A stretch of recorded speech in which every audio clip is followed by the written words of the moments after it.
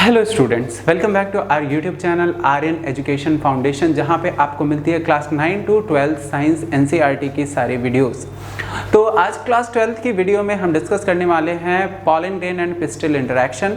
Part 1 हमारा हो चुका है, पार्ट 2 में हम आज यही डिस्कस करेंगे।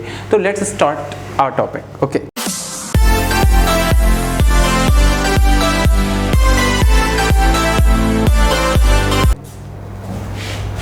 जब पॉलन ग्रेन स्टिग्मा पे गिरता है तो क्या क्या चीज़ें होती, क्या क्या चेंजेस होते हैं, इसके बारे में हम पढ़ेंगे। Pollination does not guarantee the transfer of the right type of pollen. किसी भी एक फ्लावर पे कई टाइप ऑफ पॉलन, किसी स्टिग्मा पे कई तरह के पॉलन ग्रेन्स गिर सकते हैं, क्योंकि जो इंसेक्ट होता है, अगर इंसेक्ट से पॉलिनेशन हो रहा है तो इंसेक्ट किसी भी फ्लावर से आकर के दूसरे फ्लावर पे, उसके अदर स्पीशीज़ के फ्लावर पे आ सकता है और अलग अलग तरीके के पॉलन्स को वहाँ पे ड्रॉप कर सकता है। तो गारंटी नहीं होती कि पॉलन ग्रेन का करेक्ट ट्रांसफर हो रहा है। कभी कभी रॉन्ग टाइप के भी पॉलन ग्रेन्स का ट्रांसफर हो जाता है, ईदर फ्रॉम अदर स्पीशीज और from the same plant. If it is self incompatible also land on the stigma. Same plant का पॉलिनेशन अगर पॉलन ग्रेन गिर रहा है, अगर वो इनकम्पैटिबल है तो भी किसी काम का नहीं है, तो इस स्टिग्मा पे गिर जा रहा है, तो pistil has the ability to recognise, pistil खुद से रिकॉग्नाइज कर लेती है the pollen, whether it is of the right type, ये राइट टाइप का है, सही है, या फिर ये रॉन्ग टाइप का है, मतलब इनकम्पैटिबल है, वो उसी स्पीशीज का है क्या किसी और का है। If it is the right type, अगर वो राइट टाइप का होता है, the pistil accept the pollen, वो पिस्टिल क्या करती है, पॉलन ग्रेन को एक्सेप्ट कर लेती है और प्रमोट करती है द पोस्ट पॉलिनेशन इवेंट, और आगे होने वाले जो पॉलिनेशन के इवेंट्स हैं वो अब होने वाले हैं। कब? जब पिस्टिल रिकॉग्नाइज कर लेगी ये करेक्ट टाइप का पॉलन ग्रेन है। देखिए यहाँ पे कुछ हमें डायग्राम्स दिखाई दे रहे हैं। यहाँ पे पिस्टिल के ऊपर बहुत सारे पॉलन ग्रेन्स गिरे हैं और उनमें जर्मिनेशन दिखाई दे रहा है, ठीक। और यहाँ पे देखिए पॉलन ट्यूब्स दिख रही हैं कि किस तरह से पॉलन ट्यूब्स बन रही हैं। ओके, और सी में दिख रहा है longitudinal section of pistil showing the path of the pollen tube growth। यहाँ पे देखिए कैसे pollen tube जो है यहाँ से बन रही है और यहाँ से आकर के उसका पाथ दिखाई दे रहा है कि कैसे वो ओव्यूल तक पहुँच रही है। ओके, उसके बाद डी में है enlarged view of है ना egg apparatus showing the entry of pollen tube। ये enlarged view है कि कैसे यहाँ पे देखिए pollen tube enter कर रही है ना, ये देखिए कैसे pollen tube enter कर रही है अंदर की तरफ। उसके बाद फिर अगला जो है हमारा ई जो है discharge of the male gamete into the synergid and the movement of the sperm, one into the egg and other into the central cell. पहले देखिए यहाँ पे, यहाँ से एक मेल गैमीट इधर, एक मेल गैमीट इधर, ठीक। एक कहाँ जा रहा है, एक एग के पास जा रहा है मेल गैमीट, और दूसरा किधर जा रहा है, एक सेंट्रल सेल के पास जा रहा है जो बिल्कुल सेंटर में पाई जाती है, ठीक है। यहाँ पे हमने ये चीज़ें समझ ली हैं। अभी पहले हम आगे देखते हैं कि कैसे जो पोस्ट पॉलिनेशन के बाद जो आगे की प्रोसेस होती है। If the pollen is of the wrong type, अब तो राइट टाइप का है तो आगे वो प्रोसेस कैरी फॉरवर्ड होगी, लेकिन अगर रॉन्ग टाइप का है तब क्या होगा, the pistil reject the pollen by the preventing pollen germination on the stigma or the pollen tube growth in the style। मतलब जो पिस्टिल होगी वो रोक देगी, स्टॉप कर देगी कि उसमें pollen tube ही ग्रो ना हो। Okay, the ability to the pistil recognize the pollen followed by the acceptance or rejection is the result of the continuous dialogue between the pollen grain and pistil। मतलब उनके बीच में जो chemical interaction है ये सब कुछ उस पर डिपेंड करता है। The dialogue is mediated by the chemical component of pollen interacting with those the pistil।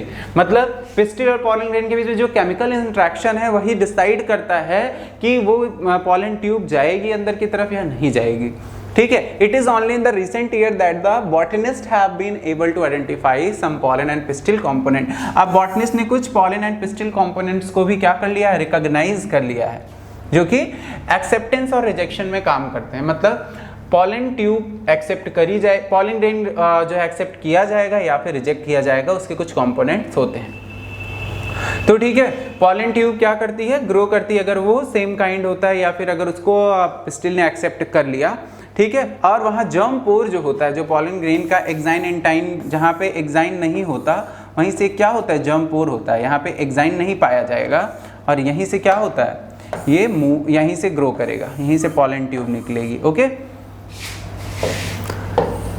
देखिए ये हमारा जो डायग्राम है यहाँ पे देखिए, ये पॉलन ग्रेन्स है हमारे,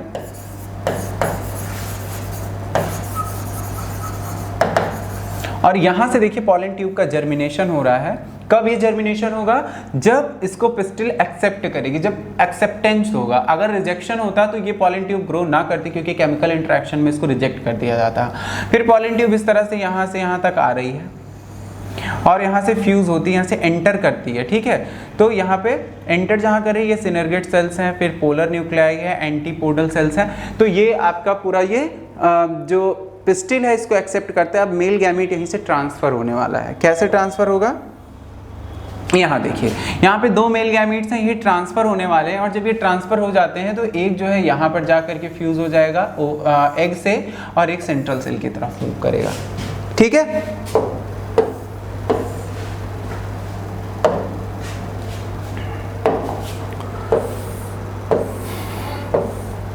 Pollen tube grows through the tissue of the stigma and style and reaches the ovary। ये बढ़ता जाता है और ओवरी तक पहुंच जाता है ग्रो करके।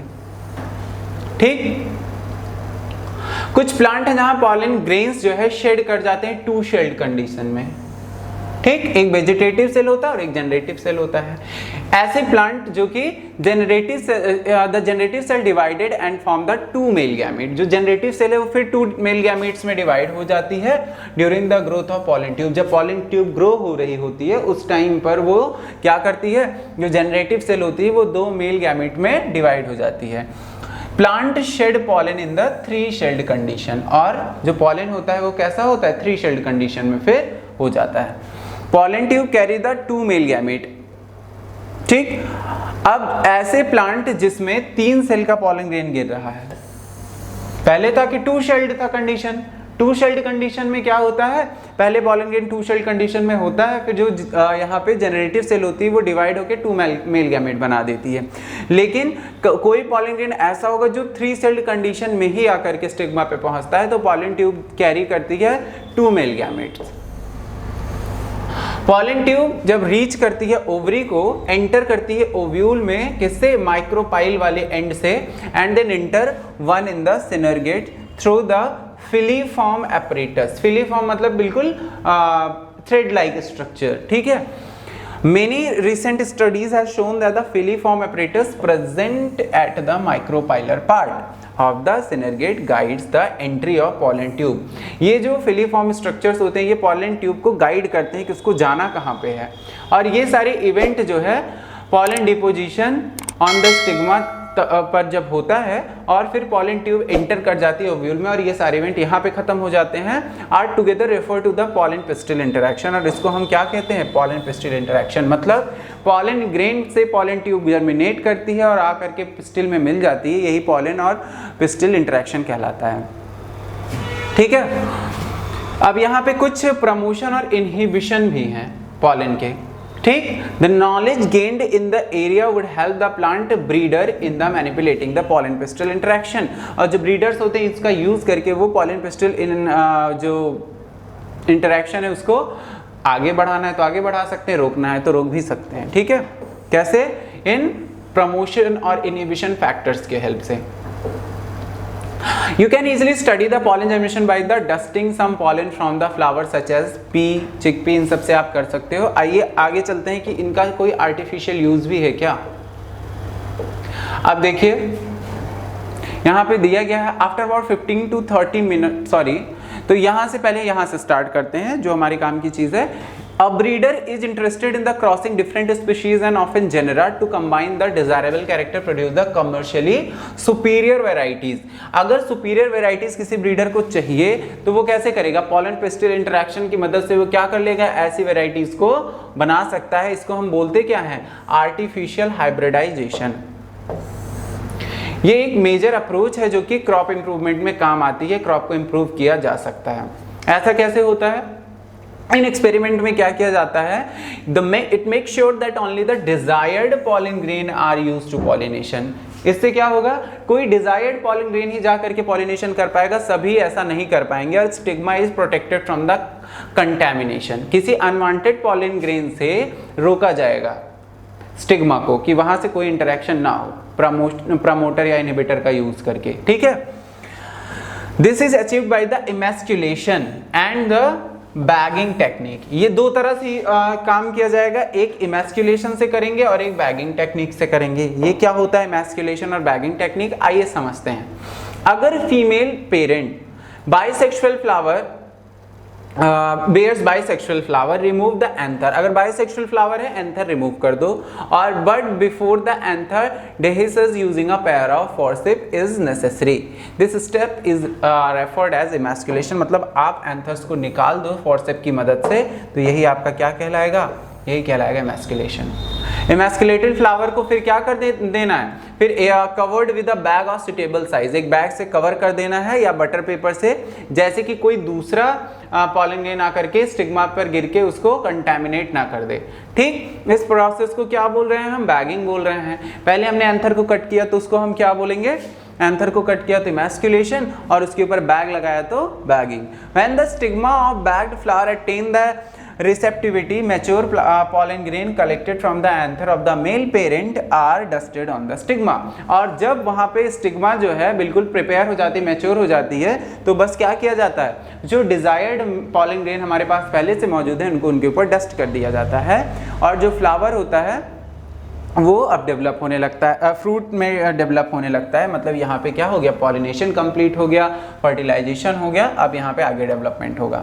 If the female parent produce unisexual flower, ये तो बाइसेक्सुअल फ्लावर की बात हो गया। अगर यहाँ पे है क्या, यहाँ पे वो यूनिसेक्सुअल फ्लावर है, मतलब उसके पास क्या है, सिर्फ फीमेल रिप्रोडक्टिव पार्ट है, यहाँ पे कोई इमैस्कुलेशन की नीड ही नहीं है क्योंकि यहाँ पे एंथर होता ही नहीं है।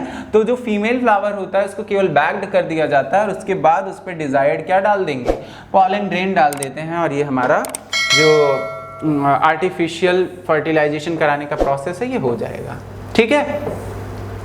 अब आप एक बहुत इंपॉर्टेंट टॉपिक पढ़ने जा रहे हो, that is double fertilisation. Double fertilisation क्या होता है, आपको एंजियोस्पर्म में देखने को मिलता है।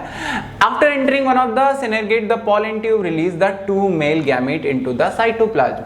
आपको पता है कि जैसे ही जो पॉलन ट्यूब होती है, सिनर्गेट एंटर करती है, पॉलन ट्यूब जो है टू मेल गैमेट्स को रिलीज कर देती है। क्या करती है, टू मेल गैमेट्स को रिलीज कर देती है into the cytoplasm of the synergid, ठीक है। अब रिलीज हो गया, इसमें से एक जो है एक सेल की तरफ मूव करता है और फ्यूज कर जाता है न्यूक्लियस के साथ और कंप्लीटिंग द सिनगैमी। दूसरा क्या होता है, इसके रिजल्ट में फॉर्मेशन होता है डिप्लॉयड सेल का, जिसको हम क्या बोलते हैं, जाइगोट। मतलब जो पहला जो मेल गैमेट एक है वो एक सेल से फ्यूज करके जाइगोट तुरंत बना देगा। अब दूसरे मेल गैमेट का क्या होता है, दूसरा मेल गैमेट मूव करता है पोलर न्यूक्लियाई के पास, जो कि सेंट्रल सेल के पास होता है, और ये क्या करता है, and fuses with them to produce a triploid primary endosperm nucleus. Triploid है, PEN बोलते हैं, as this involved in the fusion of 3 haploid nuclei in is it termed a triplet fusion, triple fusion। क्यों, क्योंकि वहाँ पे पहले से 2 nucleus present थे, हमने पहले ही पढ़ रखा है कि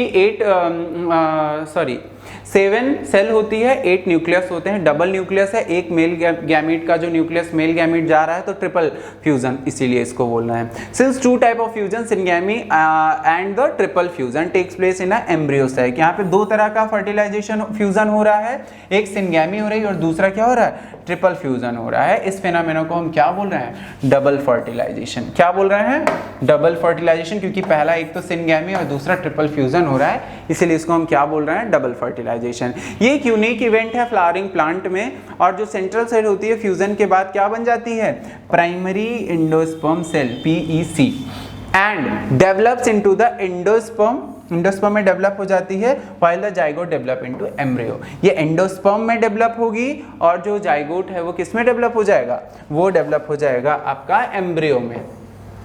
आइए ये सारे इवेंट हम इस डायग्राम से देखते हैं।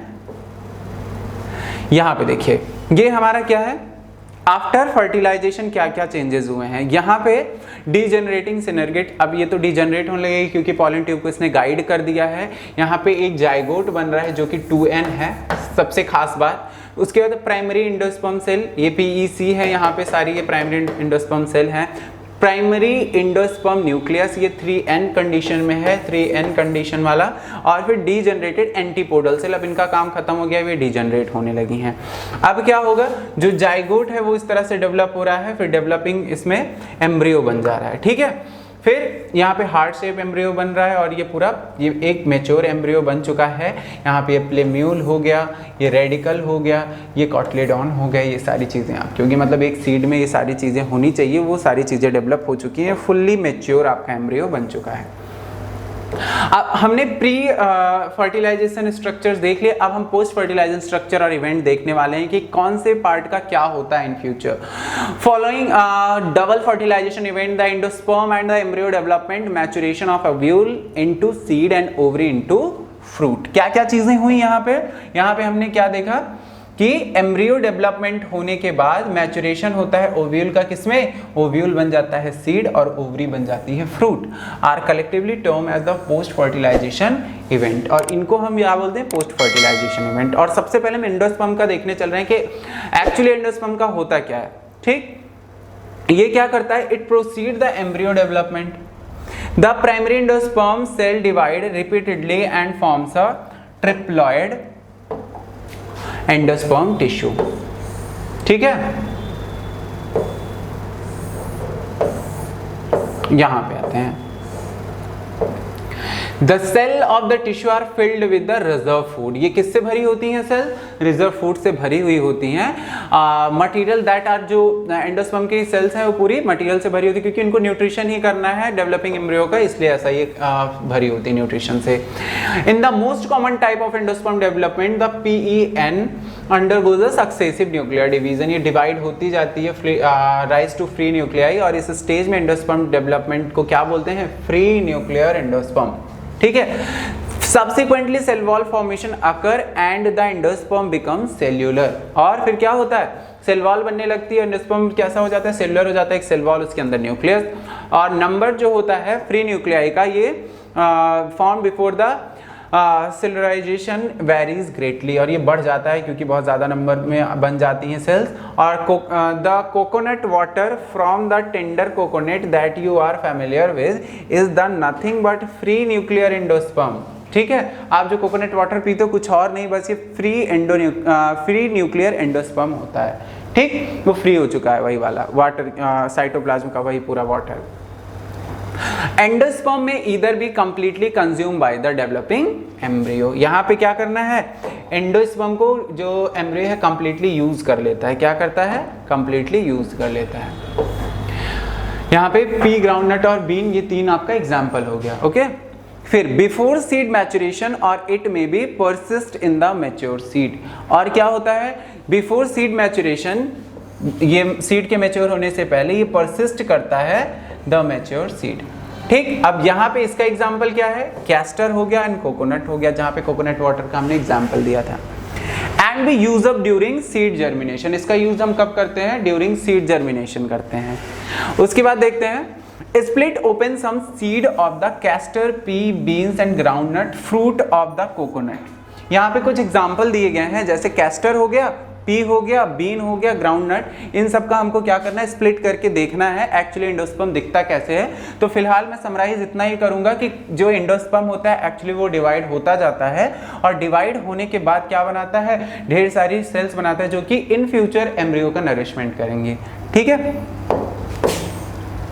अब बात आती है एम्ब्रियो क्या होता है, एम्ब्रियो का क्या फॉर्मेशन होता है, एम्ब्रियो का फॉर्मेशन कैसे होता है, और एम्ब्रियो में पोस्ट फर्टिलाइजेशन इवेंट क्या क्या होते हैं। एम्ब्रियो जो है develop at the micropylar end, ये किस पे डेवलप होता है, micropylar end of the embryo sac where the zygote is situated.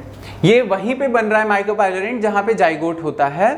Most zygote divide into only after the certain amount of endosperm is form. जब थोड़े ही endosperm बने हुए होते हैं फ्रेंड्स, तभी जाइगोट डिवाइड करना शुरू कर देता है। और ऐसा अडेप्टेशन इसलिए है क्योंकि एश्योर करता है अपना न्यूट्रिशन डेवलपिंग एम्ब्रियो का। अगर वो डिवाइड करना नहीं शुरू करेगा तो पहले ही अगर एंडोस्पर्म लेट डिवाइड हो रहा है, कम नरिशमेंट देगा, तो जाइगोट डेवलप नहीं हो पाएगा। तो इसलिए वो पहले ही डिवाइड होना शुरू हो जाता है, जैसे साथ साथ में नरिशमेंट लेता चले। Through these seed differ greatly the early stage of embryo development, इसीलिए इसको हम क्या बोलते हैं, एम्ब्रियोजेनी बोलते हैं। और ये सिमिलर होता है मोनोकॉटिलीडॉन सीड्स में एंड डाइकॉटिलीडॉन। मोनोकॉटिलीडॉन का एग्जांपल मैं आपको बता देता हूँ। आप वीट को देखा होगा, गेहूं, जिसमें एक ही कॉटिलीडॉन होता है ऐसे।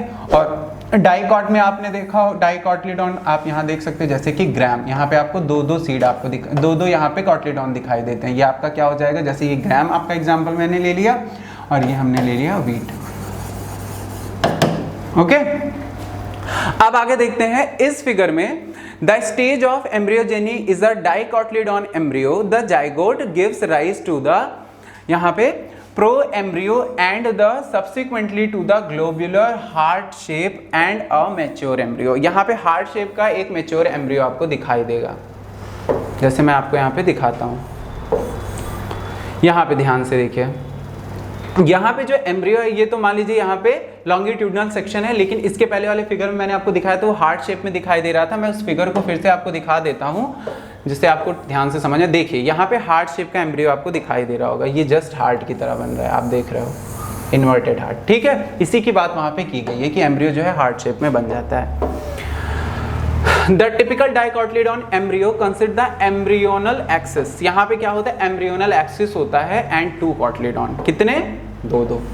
The portion of embryonal axis above the level of cotyledon is the epicotyl. अब यहाँ पे क्या है, ऐसा पोर्शन जो एम्ब्रियोनल एक्सिस के ऊपर होता है और द लेवल ऑफ कॉटिलीडॉन, इसको हम क्या बोलते हैं, epicotyl, which terminate with the प्लीम्यूल, जो कि प्लीम्यूल के थ्रू टर्मिनेट कर जाता है, और द स्टेम टिप। प्लीम्यूल से क्या बनने वाला है, प्लीम्यूल वही पार्ट होता है, जैसे ये सीड है, दो कॉटिलीडॉन है, यहाँ एम्ब्रियो है, तो प्लीम्यूल से हम क्या बनाने वाले हैं, यहाँ पे स्टेम वाला पार्ट बनने वाला है। और जो रेडिकल होता है वो बाद में रूट डेवलप करता है, तो वही वाला पार्ट है, जिससे क्या होता है, जो एपिकोटाइल होता है उसको प्लीम्यूल से टर्मिनेट किया जाता है, वहीं पे रुक जाता है। The cylindrical portion between the level of cotyledon is the hypocotyl. ये हाइपोकोटाइल बोलेंगे, इसको मैं अभी आपको दिखाऊंगा, जो कि टर्मिनेट होता है किस पे, रेडिकल पे, और यहाँ पे ये रूट टिप बनती है, जैसे ये रूट टिप है आपकी, और ये आपका प्लीम्यूल जो कि स्टेम टिप है। Tip is covered with the root cap, और जो रूट होती है वो रूट ऐसे बनी हुई होती है, और एक्चुअली में यहाँ पर एक रूट कैप भी होती है। ठीक, embryo of the monocotyledon the possesses only one cotyledon, ये मैंने आपको बताया अभी जस्ट, जैसे कि ग्रास फैमिली हो गई।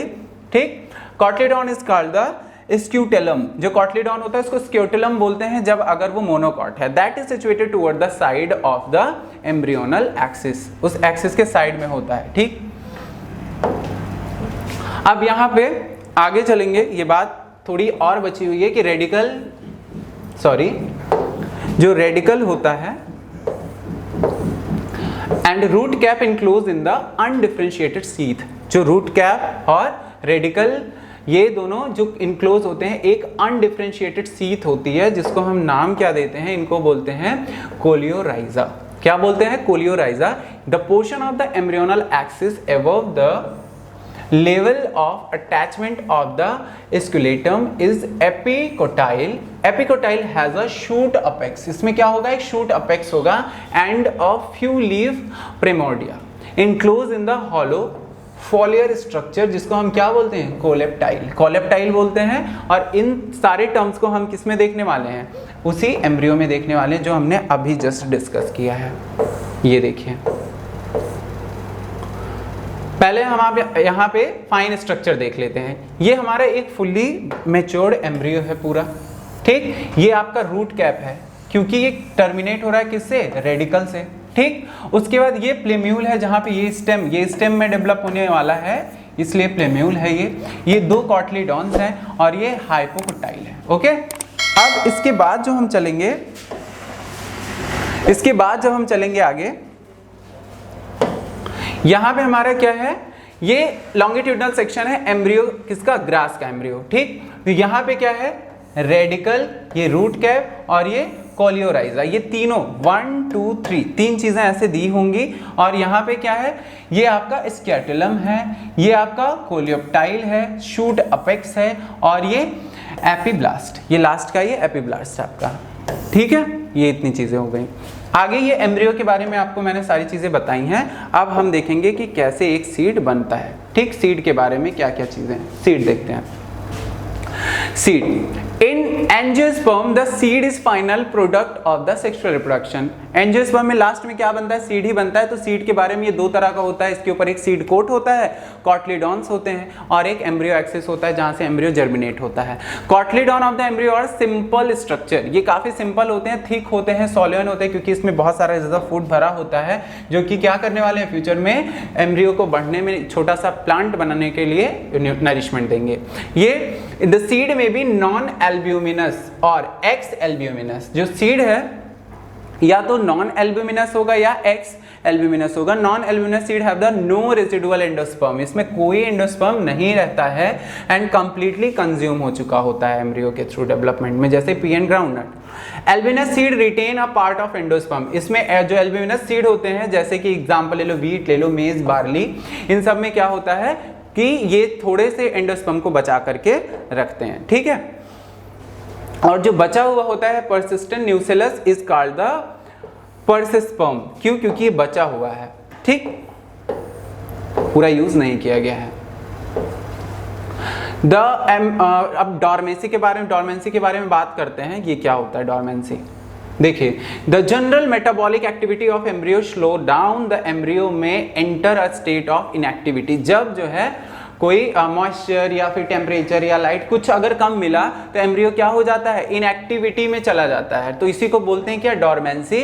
और if favourable condition are available, जैसे कि ऑक्सीजन और सुटेबल टेम्परेचर मिल गया, दे जर्मिनेट, वो जर्मिनेट कर जाएंगे, इसीलिए इसको हम क्या बोलते हैं, डॉर्मेंसी बोलते हैं। मतलब ऐसी कोई चीज जैसे लाइट, जितने भी फैक्टर एक सीड को ग्रो करने के लिए यूज किए जाते हैं, अगर उनमें से कोई भी लैक करता है तो सीड क्या हो जाता है, स्लो डाउन कर लेता है अपना पूरा जो डेवलपमेंट है, तो उसको क्या बोलते हैं, डॉर्मेंसी बोलते हैं। ठीक है, as ovule mature into seed, जब ओव्यूल सीड बन जाता है, एकदम मैच्योर सीड बन जाता है, ओवरी किस में बदल जाती है, फ्रूट में बदल जाती है। ये ट्रांसफॉर्मेशन होता है ओव्यूल का सीड में एंड ओवरी का फ्रूट में। ठीक है, proceed. Simultaneously the wall of ovary develop into the wall of fruit, जो ओवरी की वॉल होती है वो फ्रूट की वॉल बन जाती है, जिसको पेरिकार्प बोलते हैं। ठीक, द फ्रूट्स में भी फ्लैशी, बहुत फ्लैशी हो सकता है, जैसे कि गुआवा, ऑरेंज, मैंगो एक्सेट्रा, या फिर may be dry, groundnut, mustard. Many fruits have evolved mechanism for the dispersal of seed. कुछ फ्रूट्स ऐसे हैं जिन्होंने डिस्पर्सल के लिए अलग अलग मैकेनिज्म भी रखा है। आइए हम पहले ट्रू एंड फॉल्स फ्रूट के बारे में पढ़ लेते हैं। देखिए, the thalamus also contribute to fruit formation. Such fruit are called false fruit. जब थैलेमस, ओवरी के साथ साथ थैलेमस भी फ्रूट बनाने में आपकी मदद करे तो क्या हो जाएगा, उसको बोलेंगे फॉल्स फ्रूट। जैसे इसका एग्जांपल आप ले लो, एप्पल। ठीक, most fruit however develop into only from the ovary, जो ओवरी से केवल बने होते हैं उनको हम ट्रू फ्रूट बोलते हैं। ठीक, जैसे आपका हो सकता है गुआवा। ठीक है, यहां पे आपको कई तरीके के क्या दिखाई दे रहे हैं, स्ट्रक्चर ऑफ सम सीड ए में। ठीक है, और बी में आपको दिख रहा है false fruit of apple and strawberry. यहाँ पे फॉल्स फ्रूट दिखाई दे रहा है। देखिए, ये आपका क्या हो जाएगा, ये आपके कॉटलीडॉन्स हो जाएंगे।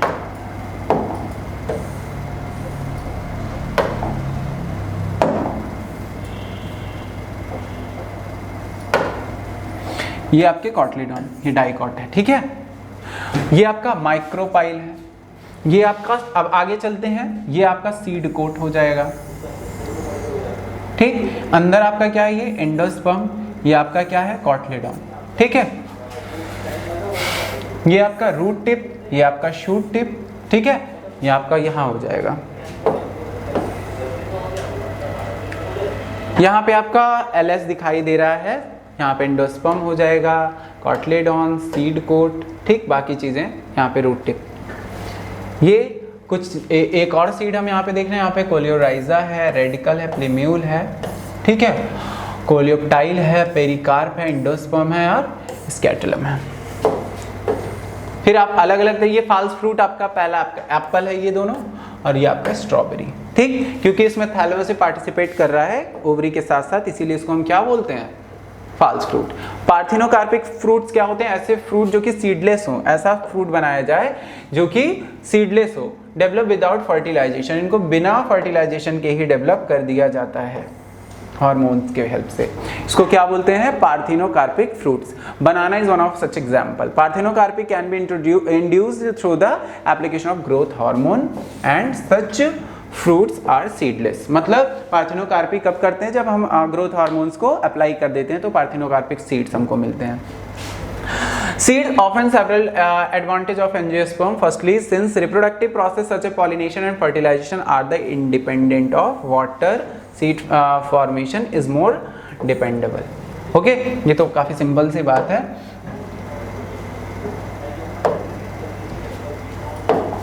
फिर आप आगे चलते हैं, apomixis and the polyembryony. Apomixis और पॉलीएम्ब्रियोनी के बीच में के लिए हम बात करेंगे, तो चलिए सबसे पहले एपोमिक्सिस क्या होता है।